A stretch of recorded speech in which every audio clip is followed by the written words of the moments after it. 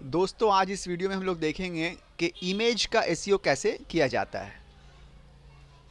On page SEO में बहुत सारे फैक्टर्स होते हैं। ऑन पेज एसईओ का एक बहुत ही इंपॉर्टेंट पार्ट इमेज ऑप्टिमाइजेशन भी है, जिसको आप इमेज एसईओ भी बोल सकते हैं। तो इमेज का एसईओ करना, ये ऑप्टिमाइजेशन करना इमेज का बहुत ही ज़रूरी होता है। वो आपके ब्लॉग की रैंकिंग को भी इम्प्रूव करता है और आपकी ट्रैफिक भी बढ़ाता है। ठीक है, आप जब भी कोई चीज़ आपने सर्च की हो, मान लीजिए वर्डप्रेस पे, सॉरी गूगल पे आपने कोई भी चीज़ सर्च करते हैं आप, सपोज़ कीजिए कि आप कोई भी कुछ भी सर्च करें, मान लीजिए आप कार आपने सर्च किया, ठीक है, या कुछ भी आप सर्च कीजिए, कोई भी चीज़ आप सर्च कीजिए, तो वहाँ पे देखिएगा आप, यहाँ पे इमेज का एक अलग टैब होता है। तो अगर से आपका इस इमेज वाले टैब में आपकी खुद की वेबसाइट के कोई भी इमेज रैंक कर जाए, तो यहाँ से आपको बहुत ट्रैफिक मिलता है। बहुत सारी चीज़ ऐसी होती है ना जो इमेज बेस्ड होती है। मान लीजिए किसी की कोई ऐसा ब्लॉग है या जो सिर्फ कोट के ऊपर बेस किया हुआ है, वो अपना ऐसा ब्लॉग उसने बनाया है जिसमें सिर्फ वो कोट लिखता है। कोट का मतलब क्या है? एक इमेज है, इमेज में कोट लिखता है, ठीक है। तो उसमें उसको क्या चाहिए? उसको चाहिए कि उसके जो इमेजेस हैं या कोट जो है वो रैंक करे, ठीक है। वो रैंक कहाँ पे करेंगे? वो इमेज के सेक्शन में रैंक करेंगे। बिल्कुल एक अलग सेक्शन है गूगल में जो इमेज के नाम से है, जहाँ पे सिर्फ इमेजेस रैंक करते हैं। इससे आप अंदाज़ा लगा लीजिए कि इमेज का एसईओ जो है बहुत ही इंपॉर्टेंट है ओवरऑल एसईओ के लिए भी और इमेज को रैंक करने के लिए, ठीक है। तो अब हम लोग देखते हैं कि क्या क्या चीज़ इंपॉर्टेंट है, स्टेप्स, कौन कौन से स्टेप्स हम लोग को लेना है इमेज को, किसी भी इमेज को ऑप्टिमाइज़ करने के लिए। इसके लिए हम लोग नोट पैड का सहारा लेंगे, जहाँ पे हम लोग थोड़ा आपको लिख के बताएंगे कि क्या क्या स्टेप है, ठीक है। तो चलिए स्टार्ट करते हैं। सबसे पहला स्टेप जो है हम लोग के इमेज के ऑप्टिमाइजेशन का, वो ऑब्वियसली होगा नाम, ठीक है। सबसे पहले नाम, नेम ऑफ इमेज, इमेज का नाम, नेम ऑफ द इमेज। जो भी आपका इमेज है उसका नाम कैसा होना चाहिए। अब उसमें बहुत सारे पॉइंट्स आते हैं। आपका नाम कैसा हो सकता है इमेज का? देखिए, इमेज का नाम आपका हो सकता है, आपका इमेज का नाम ऐसा होना चाहिए कि जो इमेज को रिप्रेजेंट करे। आप ब्लॉग पोस्ट लिखा है आपने, आपके ब्लॉग पोस्ट का कुछ भी कीवर्ड है, कुछ भी टाइटल है, ठीक है। उस ब्लॉग पोस्ट में आपने 2-3 इमेज यूज़ किया, मान लीजिए, सपोज कीजिए। तो इमेज में आपको, इमेज का नाम आप क्या रखिएगा? क्या आप अपने कीवर्ड रखिएगा, जो आपका मेन कीवर्ड है वही कीवर्ड आप इमेज का नाम रख दीजिएगा, या आप अपना टाइटल रखिएगा कि जो टाइटल आपका है, क्योंकि आप चाह रहे हैं कि वो ब्लॉग पोस्ट आपका उस टाइटल पे, उस मेन कीवर्ड पे रैंक करे, क्या वही आप इमेज को नाम दे दीजिएगा? बिल्कुल नहीं। आपको इमेज को, आपको स्टैंड अलोन देखना है। वो किस ब्लॉग पोस्ट में है वो अभी मत देखिए, आप देखिए कि इमेज किस बारे में है, उस हिसाब से आपको इमेज का नाम रखना है। एग्जाम्पल, मिसाल के तौर पे हम आपको दिखा रहे हैं यहाँ पे, जैसे मान लीजिए कि ये जो है ये इमेज है, ठीक है। तो इस इमेज का आप अगर नाम रखिएगा तो आप इसका नाम ऐसे रख सकते हैं, ब्लू 4 व्हीलर कार, ऐसा रख सकते हैं। या यहाँ पे कार की कंपनी जो भी नज़र आ रही है अगर, तो आप उसका भी रख सकते हैं कि XYZ जो भी कार की कंपनी है, ब्लू 4 व्हीलर कार, ठीक है। जैसे अभी मान लीजिए मिसाल के तौर पे कोई और लेते हैं,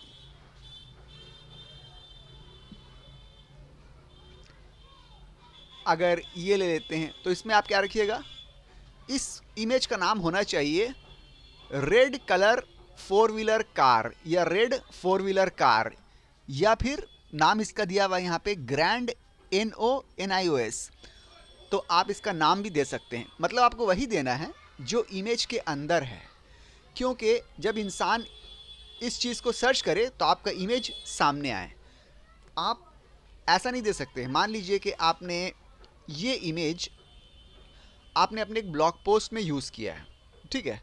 उस ब्लॉग पोस्ट का टाइटल कुछ भी है, उसमें आपने ये यूज़ किया और उस ब्लॉग पोस्ट का ही जो कीवर्ड है, जो टाइटल है, वो इमेज के नाम के तौर पे दे दिया।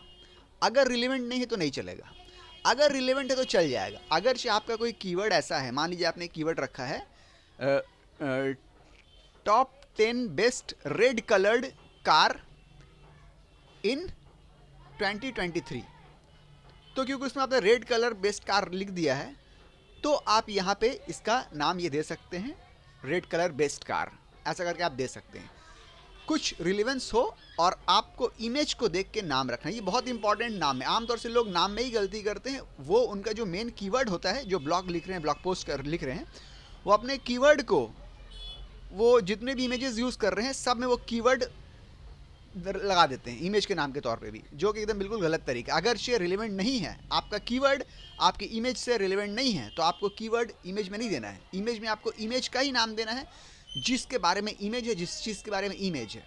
अगर ये रिलेवेंट होता है कीवर्ड से आपका इमेज, तो आप वो इमेज को, वो उस कीवर्ड को इस इमेज के नाम पे आप दे सकते हैं।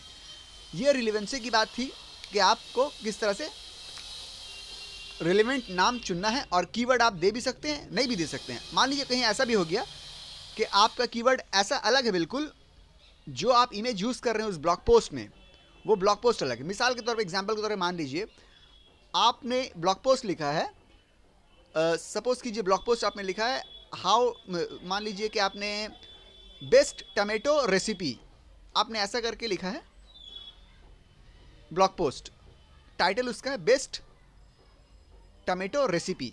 उसमें आपने एक इमेज यूज़ की है जिसमें बास्केट में कुछ टमाटर रखे हुए हैं। तो आप उस इमेज का नाम ये नहीं दीजिएगा बेस्ट टमेटो रेसिपी, क्योंकि उस इमेज में तो बास्केट के अंदर टमाटर रखे हुए हैं। आप उस इमेज का नाम दीजिएगा टमेटो इन द बास्केट, ये आप नाम दीजिएगा, ठीक है?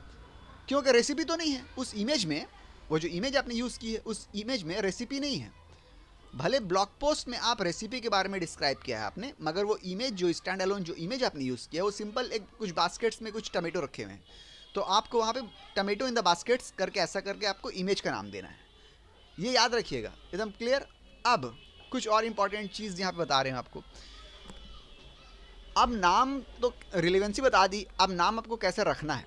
नाम जब आप इमेज का रखिएगा तो बहुत वक्त क्या होता है, जब आप गूगल से इमेज डाउनलोड करते हैं तो उसका जो डाउनलोड होता है उसका एक अपना कुछ नाम के साथ डाउनलोड होता है। आमतौर से ऐसा होता है, ठीक है, IMG, ठीक है, 001 ऐसा करके डाउनलोड होता है, डॉट JPG, ठीक है। आमतौर से इस टाइप का डाउनलोड हो सकता है, या ऐसा हो सकता है इमेज M110, ठीक है, PNG। तो ये जो नाम है ना इमेज का, आपको इसमें नाम चेंज करना है, ठीक है। आपको नाम कैसे चेंज करना है? आपको नाम चेंज करने के वक्त, ये तो बता दिया हमने कि नाम कैसे होना चाहिए, नाम में रिलेवेंसी होना चाहिए, सब कुछ बता दिया हमने। अब नाम में आपको बीच में, अगर आपका 2 वर्ड का नाम है तो बीच में आपको अंडर स्कोर का इस्तेमाल नहीं करना है। मान लीजिए आपका नाम है, मान लीजिए रेड कार, ये आपकी इमेज का नाम है। तो आप क्या कीजिएगा, रेड लिखिएगा, उसके बाद हाइफन यूज़ कीजिएगा, फिर कार लिखिएगा, और डॉट के बाद JPG हो या PNG हो, जो भी हो वो एक अलग बात है।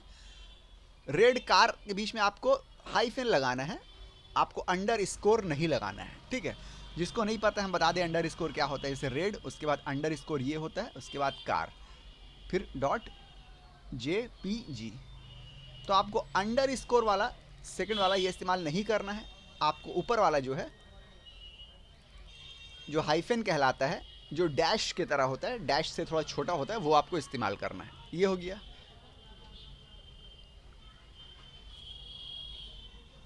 उसके बाद इमेज को कंप्लीटली डिस्क्रिप्टिव लिखिएगा कि इमेज में जितनी भी चीज़ें नज़र आ रही हैं वो सब इमेज के नाम में रिफ्लेक्ट होना चाहिए, ठीक है। नाम लिखते ही इसलिए हैं, नाम हम लोग इमेज का क्यों देते हैं, इमेज का नाम इसलिए देते हैं कि मान लीजिए कि इमेज को पढ़ने की ज़रूरत नहीं पड़े, सिस्टम जो है वो नाम पढ़ के समझ जाए कि इस इमेज के अंदर क्या क्या चीज़ें हैं। क्लियर?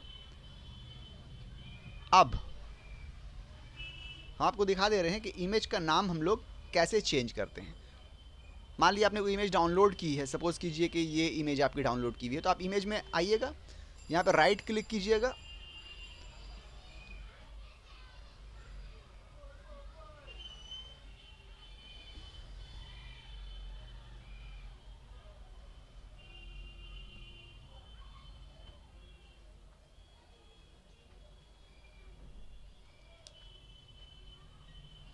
राइट क्लिक करने के बाद यहाँ पे देखिएगा रीनेम का एक ऑप्शन आता है। इसमें क्लिक कीजिएगा और यहाँ पे आप इमेज का नाम जो है जो भी आपको रखना है वो रख सकते हैं। मान लीजिए कि रेड हाइफेन कार, बस रेड कार करके हमने नाम रख दिया। इस टाइप के आप रीनेम करके नाम जो है चेंज कर सकते हैं। ये हो गया पहला हम लोग का था, फर्स्ट स्टेप था नेम ऑफ इमेज, तो नेम ऑफ इमेज हो गया, क्लियर। अब हम लोग क्या करेंगे, अब हम लोग दूसरा स्टेप, सेकंड जो स्टेप हम लोग ऑप्टिमाइजेशन में है, इमेज ऑप्टिमाइजेशन में, वो है साइज ऑफ इमेज का साइज जो है एक बहुत ही इंपॉर्टेंट चीज़ है एसईओ के पॉइंट ऑफ व्यू से, क्योंकि हम लोग सब जानते हैं कि हम लोग अपनी वेबसाइट को जितना हल्का रखे, जितना लाइट रखे, उतना एसईओ के पर्सपेक्टिव से, एसईओ के पॉइंट ऑफ व्यू से बेटर है। साइट में अननेसेसरीली ज़्यादा उसमें कुछ चीज़ें लोड करना, मीडिया फाइल्स हो, इमेजेस हो या टेक्स्ट हो, कुछ भी हो, अननेसेसरीली चीज़ लोड करने से कोई फ़ायदा नहीं है, उससे साइट की स्पीड जो है वो कम हो जाती है, ठीक है। तो इमेज हम लोग उतना ही यूज़ करें साइट में जितना ज़रूरी है। बेकार के इमेज अगर हैं तो उसको हम लोग डिलीट कर दें, पहली बात। अब इमेज की साइज़ की बात की जाए तो इमेज हम लोग हमेशा, वर्डप्रेस की वेबसाइट अगर आपकी है तो उसमें आप इमेज जो इस्तेमाल करते हैं, फीचर्ड इमेज जो ब्लॉग पोस्ट के लिए इस्तेमाल करते हैं,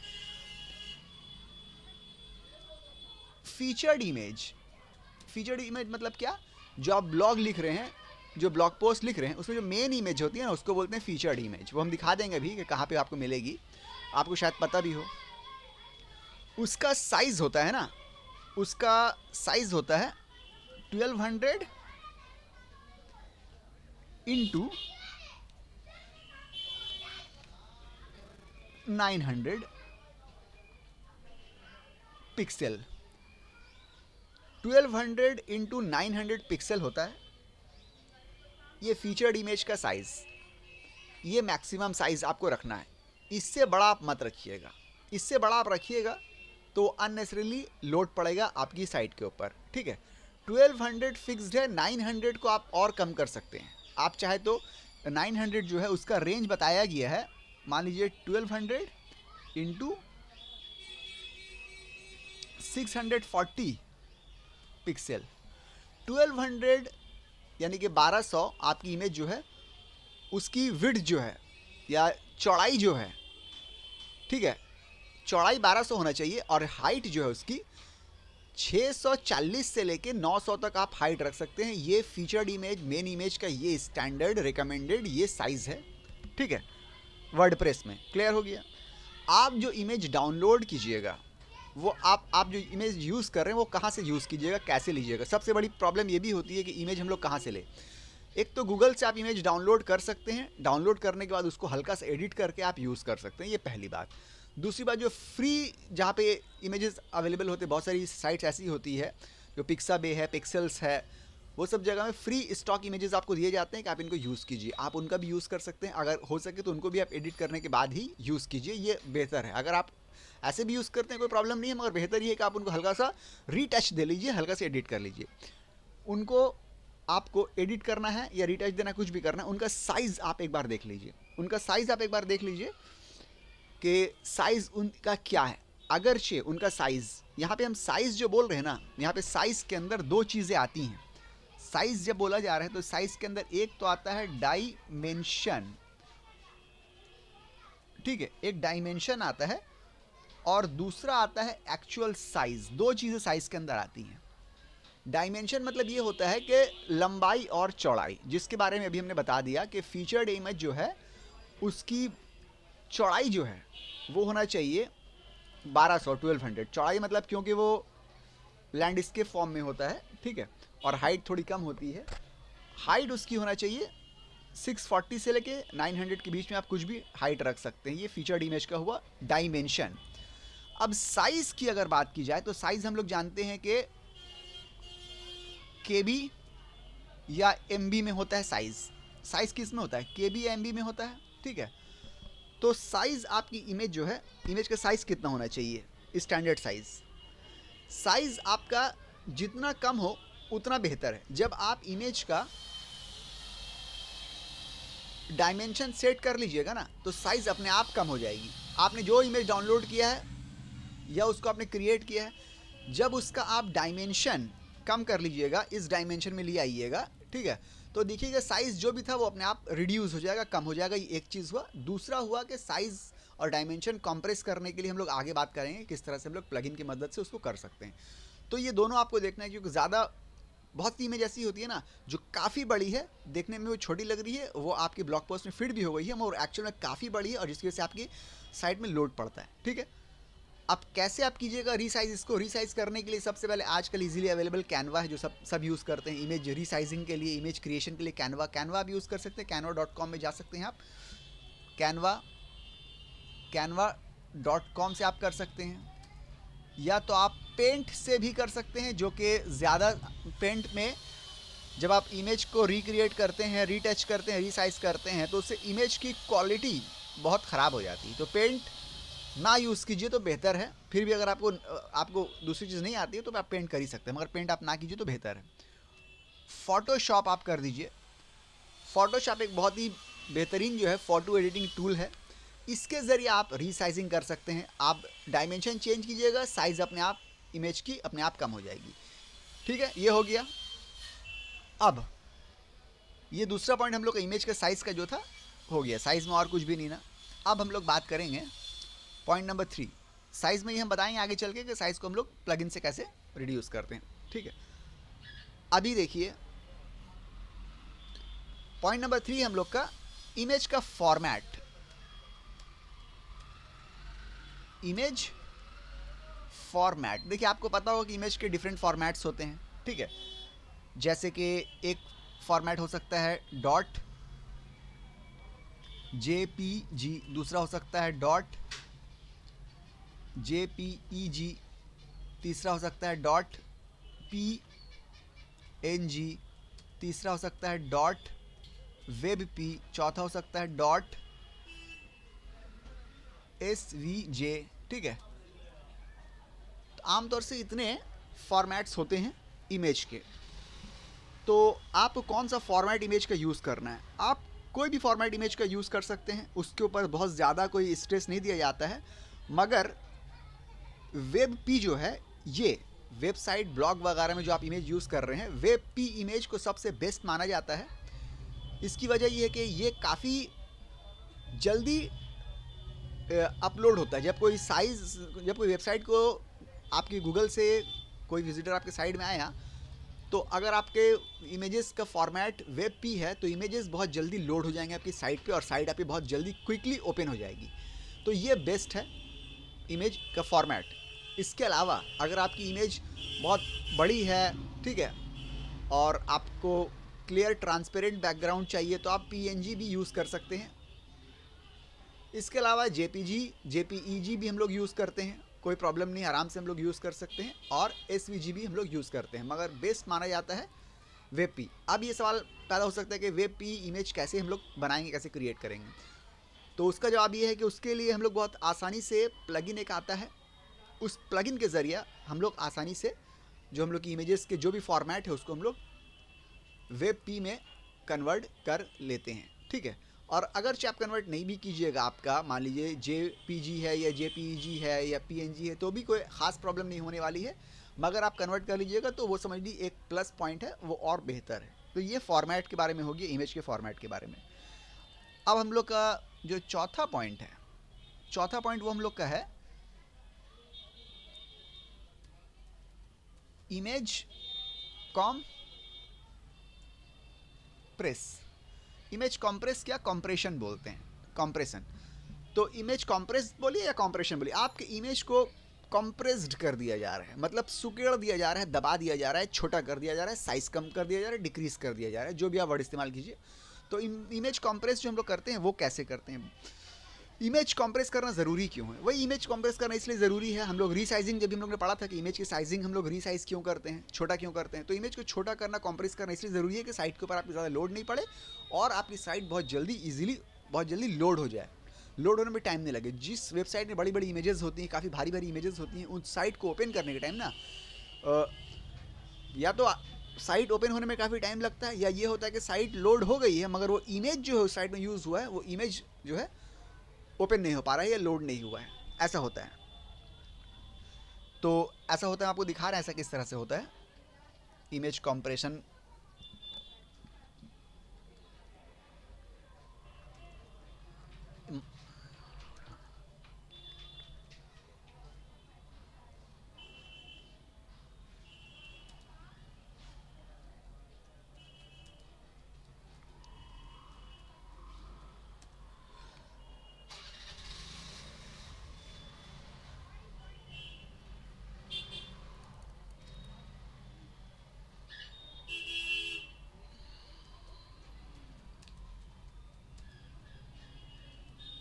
इमेज नॉट लोडिंग या नॉट लोडेड करके सर्च कीजिए गूगल में, तो यहाँ आपको समझ में आएगा जब इमेज लोड नहीं होता है ना तो किस टाइप का ये आता है।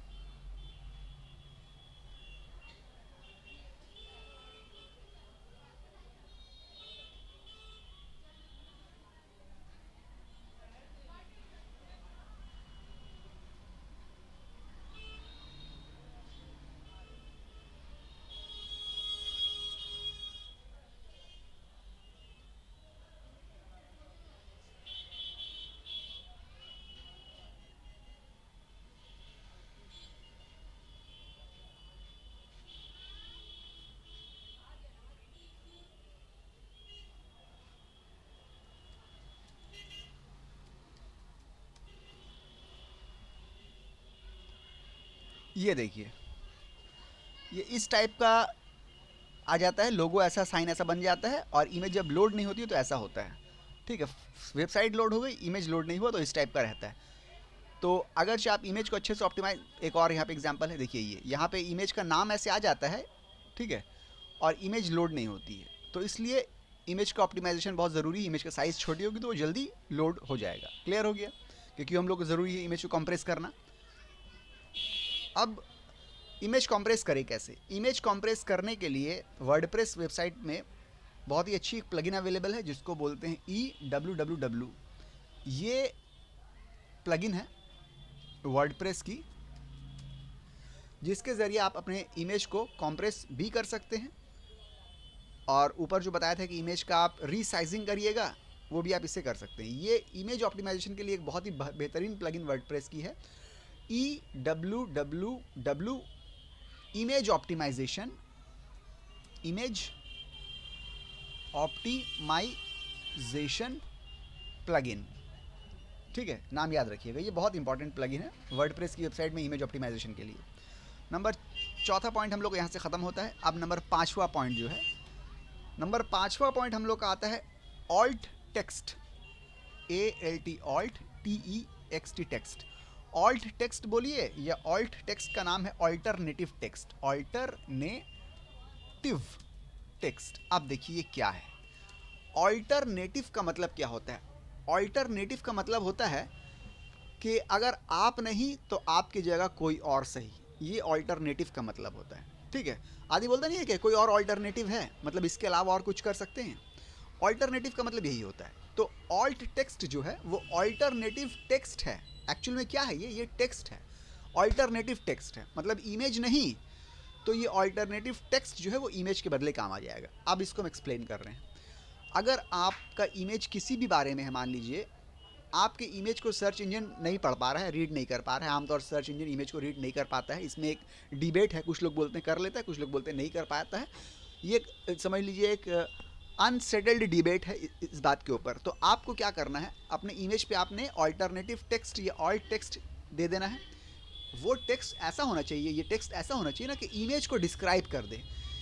ये टेक्स्ट, ऑल्ट टेक्स्ट क्या होना चाहिए, ऑल्ट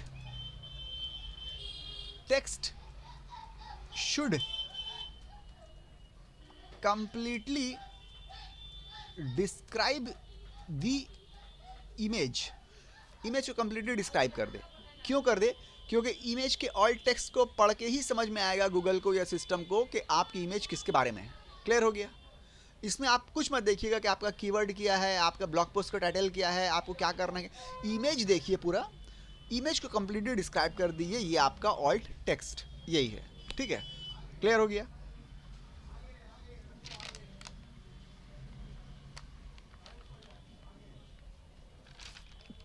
अभी हम बताएंगे आपको ऑल्ट टेक्स्ट वगैरह आप कैसे करके प्रैक्टिकली आप इस्तेमाल कर सकते हैं, प्रैक्टिकली आप कैसे यूज़ कर सकते हैं।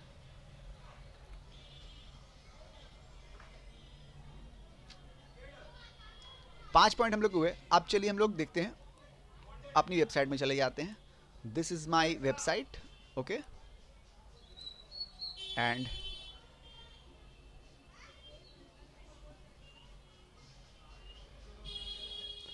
Suppose this is my blog post, okay, and now this is my featured image. ये देखिए, ये मेरा फीचर्ड इमेज है जिसके बारे में हमने बताया था कि जो आपका मेन इमेज होता है वो फीचर्ड इमेज उसको बोलते हैं। ये फीचर्ड इमेज है आपका।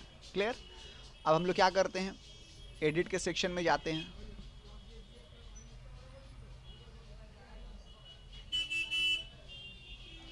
सबसे पहले तो हम लोग उस प्लगइन को जिसके बारे में हम लोग ने बात की है, उस प्लगइन को हम लोग अपलोड कर लेते हैं या इंस्टॉल कर लेते हैं। कौन सा प्लगइन बताया था हमने? हमने बताया था EWWW प्लगइन। ठीक है, तो प्लगइन के सेक्शन में जाना है। पहले हम लोग को डैशबोर्ड में आ जाना है। डैशबोर्ड में आने के बाद हम लोग को यहाँ पे अपीयरेंस में आना है। अपीयरेंस में आने के बाद हम लोग को यहाँ पे देखना पड़ेगा, नहीं सॉरी, अपीयरेंस के नीचे प्लगइन है।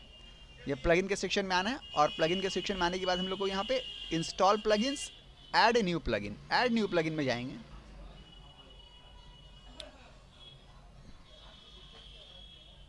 और यहाँ पे हम लोग टाइप करेंगे EWWW। ये देखिए EWWW इमेज ऑप्टिमाइज़र ये है। यहाँ पे इसको इंस्टॉल नाउ कर लेंगे तो इंस्टॉल हो जाएगा ये, और फिर इंस्टॉल करने के बाद उसको हम लोग सेट करना पड़ता है सेटिंग्स में जाके।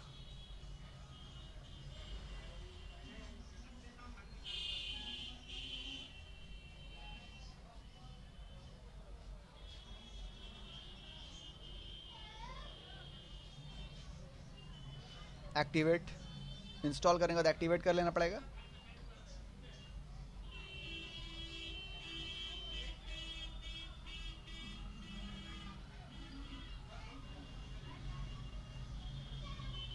और एक्टिवेट करने के बाद हम लोग को यहाँ पे जितने प्लगइन्स हैं यहाँ पे आके देखना पड़ेगा। ये देखिए यहाँ पे आ गया। अब ये सेटिंग्स में हम लोग को जाके सेट करना पड़ेगा इसको। तो सेटिंग्स में क्या बोल रहा है, स्पीड अप योर साइट, इसमें क्लिक कर देना है। सेव स्टोरेज स्पेस, इसमें क्लिक कर देना है। Activate 5 time more optimization and priority support, इसमें भी हम लोग को क्लिक कर देना है। ठीक है, उसके बाद stick with free mode for now, मतलब फ्री के साथ ही रहिएगा, बिल्कुल फ्री के साथ रहेंगे, इसमें क्लिक कर देना है। ठीक है, ये क्लिक करने के बाद नेक्स्ट में हम लोग जाएंगे। अब नेक्स्ट में जाने के बाद क्या बोल रहा है, देखिए यहाँ पे बोल रहा है, एक है remove Meta data. Meta data को रिमूव करना है, हमको मेटा डेटा को रिमूव नहीं करना है, तो इसको हम लोग अनचेक कर देंगे। लेजी लोड, लेजी लोड हम लोग को रखना है, चेक रखना है। फिर वेब पी कन्वर्जन, आपको वेब पी कन्वर्जन करना है, मतलब ये कि आपकी जो साइट में जो इमेजेस हैं उसको आप चाह रहे हैं कि वो कन्वर्ट होकर वेब पी में बन जाए। हाँ, हम वेब पी में कन्वर्ट करना चाहते हैं, तो इसको हम लोग क्लिक कर देंगे। Yes, we want to convert our images into WebP format. WebP conversion में टिक कर देना है, क्लिक कर देना है। अब क्या होगा कि जितने भी हम लोग इमेज वेबसाइट में यूज़ हो रहे हैं वो वेब पी में आ जाएंगे। अब यहाँ पे बोल रहा है साइज, मैक्सिमम आपकी मैक्सिमम विड्थ कितना होना चाहिए, तो हमने बताया कि मैक्सिमम विड्थ क्या हम लोग आमतौर से 1200 वाइड हम लोग रखते हैं, मतलब चौड़ाई हम लोग की इमेज की 1200 होती है। वर्डप्रेस में ये रिकमेंडेड है, 1200 कर दिया। मैक्सिमम हाइट, हाइट हम लोग बोल रहे हैं कि 900 हाइट आप मैक्सिमम रख लीजिए। 900 मैक्सिमम हाइट वर्डप्रेस के फीचर्ड पोस्ट वगैरह में, ठीक है, ये हो गया। अब बोल रहा है resize upload image to this, resize uploaded images to this dimensions, जो अपलोड आपने इमेजेस की है उनको वो इस साइज़ में रीसाइज कर देगा। हाँ, रीसाइज कर देगा मतलब साइज़ आपने जो भी इमेज डाउनलोड की अपलोड की है अपने वेबसाइट के ऊपर, उसकी साइज़ कुछ भी हो, वो क्या करेगा, ये प्लगइन क्या करेगा, उसकी साइज़ को चेंज करके इस साइज़ में ले आएगा। हाँ ठीक है, कोई प्रॉब्लम नहीं है।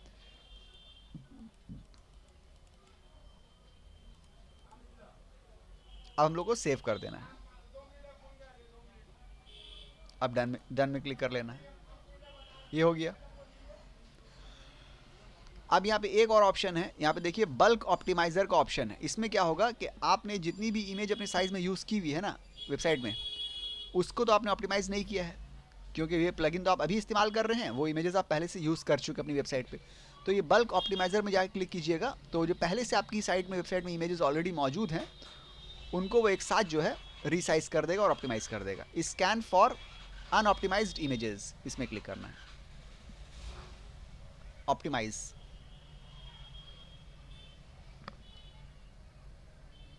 वो अपने से ऑप्टिमाइज़ कर ले रहा है, ठीक है। तो ये प्लगइन बहुत इंपॉर्टेंट है, इसको आप यूज़ कीजिए अपनी वेबसाइट में इमेज टू ऑप्टिमाइजेशन के लिए।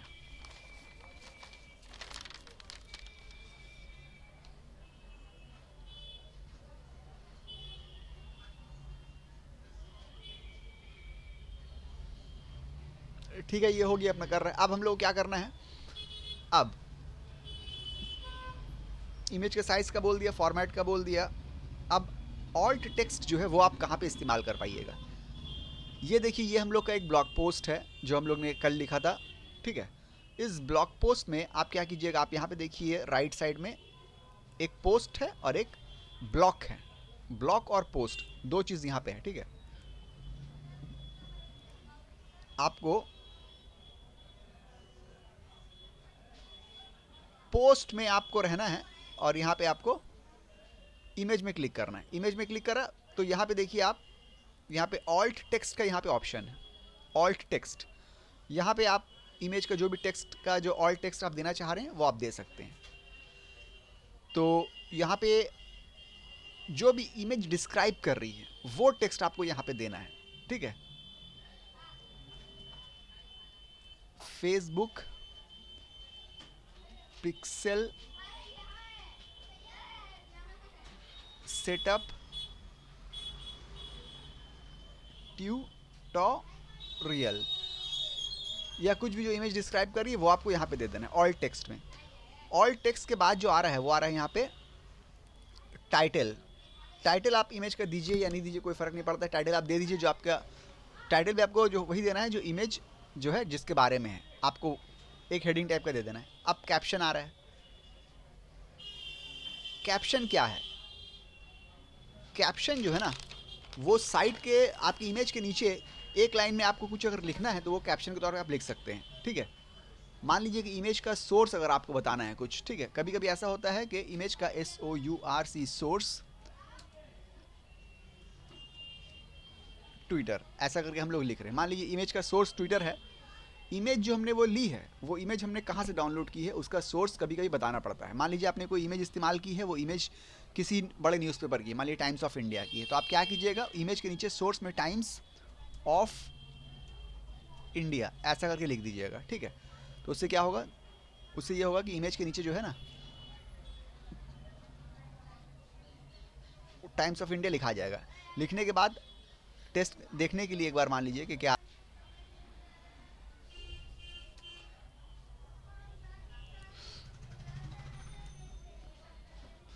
डिस्क्रिप्शन,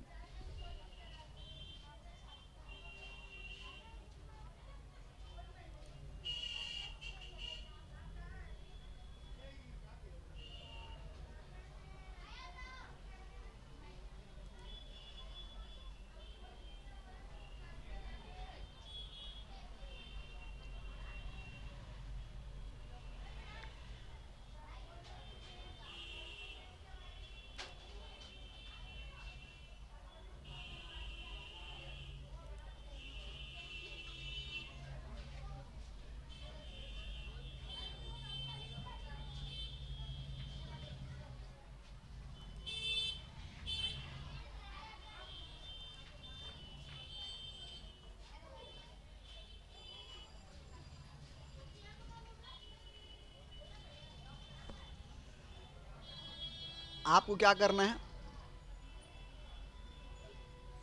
ऑल्ट टेक्स्ट लिखना है, बता दिया ऑल्ट टेक्स्ट क्यों लिखा जाता है। उसके बाद आपको टाइटल, टाइटल भी आप दे दीजिए नहीं दीजिए कोई फ़र्क नहीं पड़ता है, मगर दे दीजिए तो बेहतर है। कैप्शन, कैप्शन में आपको इमेज के बारे में लिखना है। आमतौर से ये कैप्शन इसलिए इस्तेमाल होता है कि इमेज के नीचे एक लाइन में आप, आमतौर से इमेज का सोर्स बताया जाता है कि अगर आपने कोई इमेज कहीं पे डाउनलोड की है या कहीं से आपने ली है, मान लीजिए आपने कोई इमेज इस्तेमाल की अपनी वेबसाइट पे, वो टाइम्स ऑफ इंडिया की है, तो आप क्या कीजिएगा, कैप्शन में आप लिख दीजिएगा सोर्स कॉलोन दे के टाइम्स ऑफ इंडिया, ऐसा अगर लिख दीजिएगा तो आपकी इमेज के नीचे जो है ना सोर्स टाइम्स ऑफ इंडिया ऐसा आ जाएगा, तो पता चल जाएगा कि ये इमेज जो है टाइम्स ऑफ इंडिया की ली हुई है और आपने उसको क्रेडिट दे दिया, इसको बोलते हैं क्रेडिट देना। दूसरा ये हो सकता है कि आपकी इमेज, मान लीजिए डेटा है, कोई स्पेसिफिक डेटा है, तो उसके लिए आपको कोई पर्टिकुलर ईयर है, मान लीजिए आपका जो डेटा अवेलेबल है वो साल 2020 का डेटा है, तो आप क्या कर सकते हैं, उस कैप्शन के नीचे, इमेज के नीचे आप कैप्शन में लिख सकते हैं this data is about year 2020, ऐसा करके आप, मतलब इमेज के बारे में कुछ स्पेसिफिक पॉइंट्स होते हैं एक लाइन में जो आप डिफाइन कर सकते हैं, इंपॉर्टेंट चीज़ जो है वो आप उसको वहाँ पे लिख सकते हैं। हालांकि इसका कोई ऑप्टिमाइजेशन से कोई मतलब नहीं है, ठीक है, मगर ये क्रेडिट का ऑप्टिमाइजेशन से मतलब है, क्योंकि आप किसी की इमेज आपने अगर यूज़ की अपनी वेबसाइट पे तो उसको क्रेडिट देना बहुत ज़रूरी है, ठीक है। उसके लिए आप यहाँ पे कैप्शन में जाते हैं और सोर्स करके सोर्स लिखते हैं, उसके बाद कॉलोन देख के आप वहाँ पे उसको उसका नाम मेंशन करते। क्रेडिट का मतलब यही होता है कि उसका आपने नाम मेंशन कर दिया कि ये इमेज इनकी है, मेरी नहीं है, बस हो गया। और डिस्क्रिप्शन भी वही है कि आप अपनी इमेज का कंप्लीट डिस्क्रिप्शन जो है यहाँ पे इमेज में लिखिए, इमेज के बारे में लिखना है, और कीवर्ड अगर आप यहाँ पे मिला सकते हैं, ब्लेंड कर सकते हैं, तो वो भी आप कर दीजिए। ये हो गया। अब लास्ट चीज़ जो है, लास्ट चीज़ तो नहीं है, 7th नंबर पॉइंट है, 6 नंबर हम लोग का यहाँ पे था,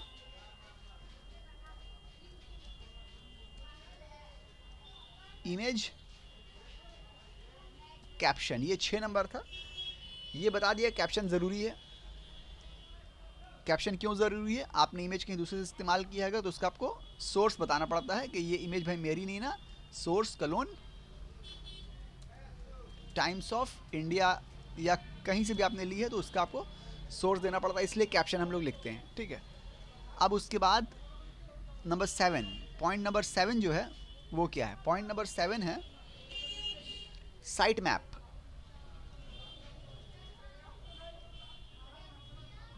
आपकी इमेज जो है ना वो साइट मैप में आपको अपलोड करना पड़ेगी या इंक्लूड करना पड़ेगी, ताकि सर्च इंजन को पता चले कि आपकी इमेज भी है और जल्दी उसको क्रॉल करे, और क्रॉल करके जल्दी से इंडेक्स करे, ताकि आपकी इमेज भी जो है सर्च इंजन में रैंक होना शुरू हो जाए। तो उसके लिए हम लोग रैंक मैथ इस्तेमाल करते हैं प्लगइन। रैंक मैथ प्लगइन में आप जाइएगा अगर रैंक मैथ में, तो वहाँ पे आपको ऑप्शन होता है, ये रैंक मैथ इंस्टॉल किया है ऑलरेडी मेरा, यहाँ पे आप क्लिक कीजिएगा तो यहाँ पे जनरल में आप जाइएगा, जनरल सेटिंग्स में, ठीक है। तो जनरल सेटिंग में जाइएगा तो यहाँ पे इमेज का एक ऑप्शन इमेज बोल के होता है,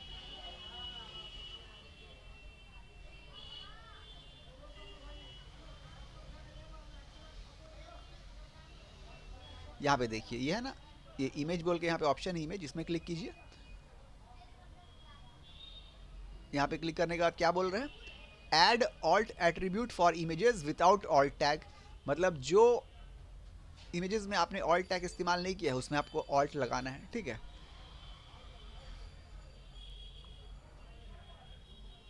ऑल्ट का फॉर्मेट क्या होगा, जो फाइल का नेम होगा, बिल्कुल सही है। मतलब जो भी आपकी इमेज की फाइल की नेम आपने दी है उसी को वो ऑल्ट बना के लगा देगा, ये हो गया।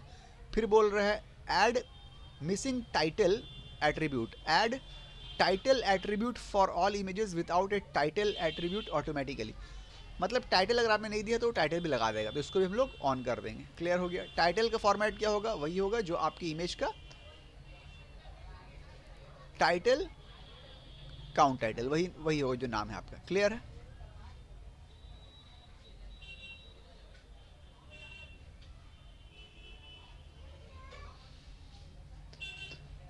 इसको सेव कर दीजिए।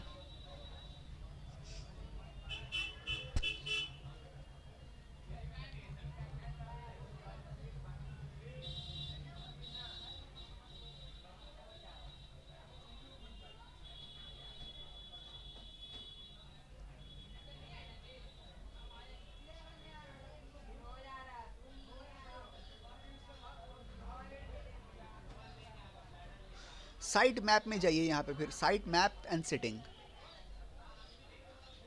रैंक मैथ के अंदर साइट मैप एंड सेटिंग में जाइए और यहाँ पे जाने के बाद इमेजेस इन साइट मैप, यहाँ पे लिखा हुआ images in site map. Rank math के अंदर आने के बाद साइट मैप एंड सेटिंग में जाने के बाद यहाँ पे इमेजेस इन साइट मैप करिए और यहाँ पे इसको ऑलरेडी ये ऑन किया हुआ है मेरा, अगर आपका ऑफ है तो इसको ऑन कर दीजिए, ठीक है। क्या इससे क्या होगा कि आपका साइट मैप में जितने भी इमेजेस हैं ना वो सब ऐड होते जाएंगे। क्लियर है?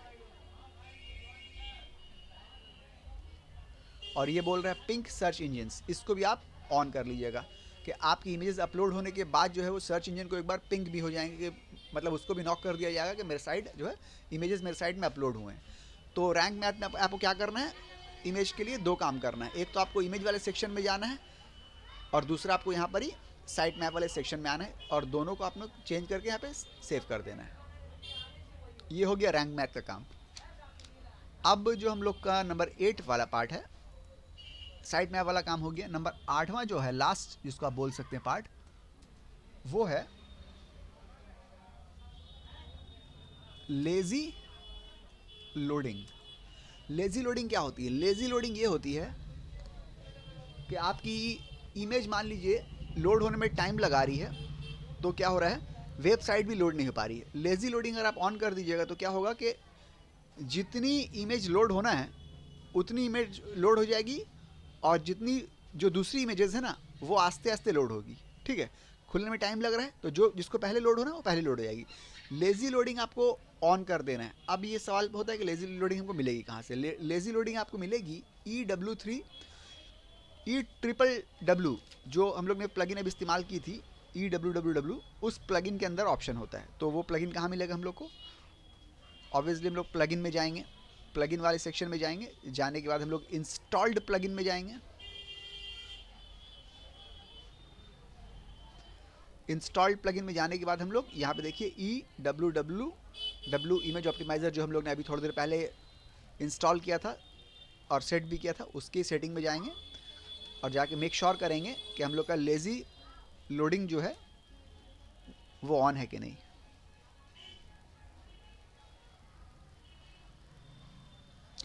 ये देखिए ये है लेज़ी लोडिंग, ये लेज़ी लोडिंग हम लोग का ऑलरेडी ऑन किया हुआ है, ठीक है ना।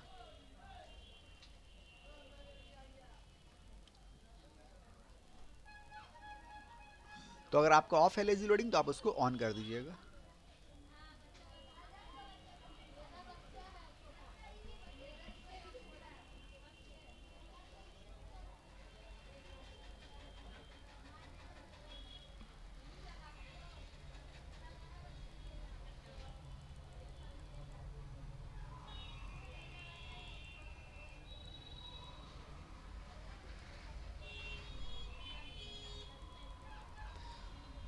Web P conversion, web P conversion हमने कहा था कि आपकी इमेज का फॉर्मेट जो है वेब पी अगर हो तो बेस्ट है। तो उस टाइम भी ये नहीं हो पाया था, क्लिक नहीं ले रहा था और अभी भी क्लिक वो ले नहीं रहा है। इसको आपको क्लिक करना है, अगर ले लेते हैं तो, अगर क्लिक नहीं लेता है तो आप शायद पेड वाले में हो, उसको फैसिलिटी पेड वाले में कर दी हो। हाँ कंटिन्यू किया तो क्लिक ले लिया। देखिए ये बहुत ज़रूरी है। वेब पी कन्वर्जन जो है इसमें क्लिक कर रहे थे तो वो क्लिक नहीं ले रहा था, हालांकि इसको क्लिक करना बहुत ज़रूरी है। इससे क्या होगा, आपके जो इमेजेस के फॉर्मेट है ना वो सब के सब WP फॉर्मेट में आ जाएंगे। तो नहीं ले रहा था तो वहाँ पे नीचे कंटिन्यू का ऑप्शन था, कंटिन्यू में क्लिक किया हमने तो यहाँ पे देखिए अब यहाँ पे टिक ले लिया है, यानी कि हो गया है, ठीक है।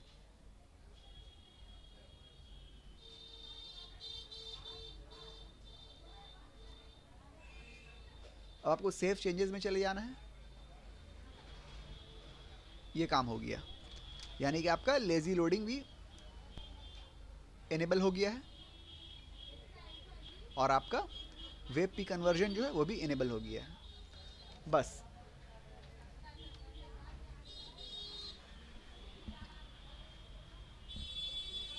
और आपका इमेज में ऑप्टिमाइजेशन में कुछ भी नहीं ना, जितनी चीज़ें हमने यहाँ पे बताई हैं इतना आप करिएगा ना तो आपका इमेज फुल्ली ऑप्टिमाइज्ड हो जाएगा और आपकी साइट जो है मक्खन की तरह स्मूथली सट जो है सर्च इंजन में ओपन होगी, उसमें कुछ भी टाइम नहीं लगेगा और आपको भर भर के ट्रैफिक मिलेगा। और साथ साथ आपके इमेज के जो टैब होता है ना उसमें भी आपकी वेबसाइट के जो इमेजेस हैं जो आपने फ़ोटो वगैरह लगाए हैं ना वो वहाँ पे भी रैंक करने लगेंगे और वहाँ से भी आपको अच्छा खासा ट्रैफिक आएगा। ठीक है, मिलते हैं अगले वीडियो में, जब तक के लिए गुड बाय।